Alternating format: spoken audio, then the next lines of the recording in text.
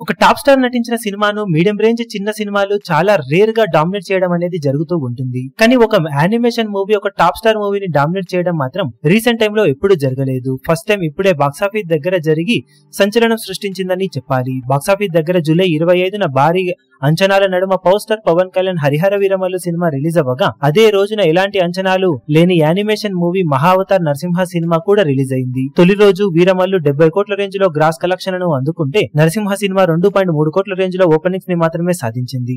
ఇలాంటి ఓపెనింగ్స్ తర్వాత అసలు ఎవరైనా చిన్న సినిమా పెద్ద సినిమా స్టార్ ను క్రాస్ చేస్తుందని ఎవరూ అనుకోరు. కానీ అదే టైంలో ఊహకందని రేంజ్ లో ఊచకోత కోయడం మొదలుపెట్టిన మహావతార్ నరసింహ సినిమా తర్వాత ఎక్స్ట్రాడినరీ కలెక్షన్ అందుకొని హరిహర వీరమల్లు సినిమా గ్రాస్ కలెక్షన్లను సైతం దాటేసి ఇప్పుడు 2 వారాల తర్వాత 130 కోట్లకు పైగా గ్రాస్ మార్క్ అందుకొని ఊహకందని ఊచకోత కోసింది.